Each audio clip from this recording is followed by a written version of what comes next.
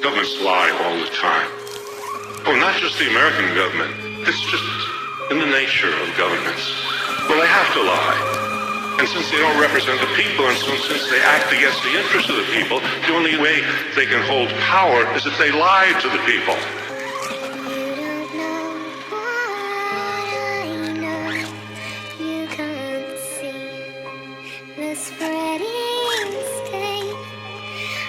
Deception. I am cruel to myself. Things will never be the same. If they told people the truth, they wouldn't last very long. I will hold my silence like a weapon in my hand. If I used it, I would murder myself. You could never understand. Columbus came ashore greeted with nothing but niceness, sailing west in attempt to find golden spices, dominated by the popes and frenzy for ISIS. The Catholic Church expelled Jews and claimed it was righteous. The first man to see land would get a reward and get a yearly pension for life, clearly from God. A young sailor saw land, said we isn't far. Columbus lied, said he saw it the evening before. They touched ground, they were greeted by the Arawak. Columbus had them locked up as prisoners in an hour flat. He wanted to find a source of gold, and that was that. And when they thought that wasn't fair, then he stabbed they back. When there was no more gold, he took slaves instead and left 250,000 Indians in Haiti dead. The men died in mines, the women died at work, the children died from lack of milk and they died in the dirt. They were just taking advantage of a passive people. They were just being the savages of massive evil. That's the church work, that's the path of massive ego. That's the blood of Abraham being stabbed by the steeple. At 16, 19, they were patiently waiting for a ship to carry slaves that was changing the nation. The white man was a cannibal praying to Satan. Hatred, contempt, or pity, or patronization. That's the cornerstone everything racism based in. The African had a more advanced civilization. Black was slave, master was white rationalization. 50 million dead, that's Western civilization.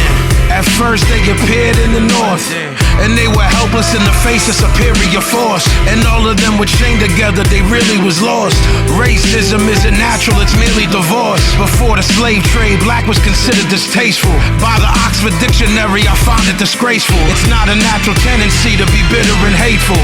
It's a natural enemy of the critical staple. Slavery grew as the plantation system grew. The reason for that's kinda easily traceable. Society of helpless dependence was capable of saying fuck a slave master, you in slavery too. 7 slaves were put to death for murdering master.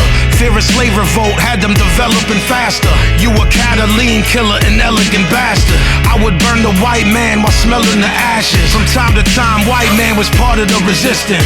White indentured servants wanted no part of the system. King Philip's War showed that if people would listen, that they could maybe break the complex chain of oppression.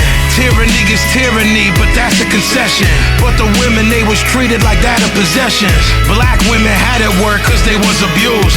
That's the white justification of Aryan blues. The next move was to dominate the Mexicans. James Polk dominated them like they was next to kin. He sent Colonel Cross to lie to them and let them in. 11 days later his skull was crushed, so message sent. We take nothing by conquest, that was the mantra. The military wasn't human, they were just monsters. Henry David Thoreau refused to pay his taxes, denounced the Mexican War and got locked in shackles. The 20th century opened, anger re-emerged. Reality of ordinary life was being heard. Anarchists and feminists came from factory work. Communism, socialism seemed to be rebirth. War is the health of the state is what Bourne said. And if you was born around that time, you was born dead. The Espionage Act had people confused, cause it was double talking, they didn't know how it be used. Supposedly it was an act against spying. Du Bois noted that was bullshit and they was lying. Charles Schenck was arrested in Philadelphia for printing and distributing leaflets cause they was helping you. He was indicted, tried and then found guilty, and spent 6 months in jail. Don't that sound silly? Had his freedom taken away by his own nation. But there's a lesson, do not submit to intimidation. The act still exists today and the shit is real. Supposedly Kennedy tried to have that shit appealed. Eugene Debs did 10 years for no purpose. He obstructed the recruiting and enlistment service. The post office started taking taking male privileges of magazines who printed anti-war sentiments. A socialist named Fairchild had it right. He said that they can shoot me, but they can't make me fight. They sentenced him to a year in jail, and that was reckless. 65,000 men, conscientious objectors. They were sent to army bases to work there. They were treated sadistically and were hurt there. They were strangled with a hemp rope till they collapsed, and officers punched their stomach and their lower back. A garden hose was placed on their face with a nozzle about 6 inches from them so they couldn't swallow. The war ended in 1918. The government was just trying to wipe the slate clean. Hemingway wrote Farewell to Arms. Dalton Trumbo wrote Johnny Got His Gun. The war was over, but they didn't learn their lesson. Twin tactics of control, reform and repression. The patriotic fervor of war had been invoked. That's why the country that you live in is a fucking joke. You cannot be neutral on a moving train.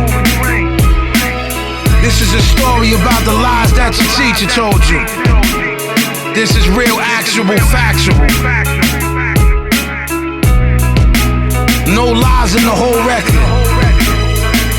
If you don't believe me, look it up. I'm trying to share the shit that I learned with y'all. Due to knowledge. Your government does not care about you. The people in power do not care about you. Understand that. Power to the people.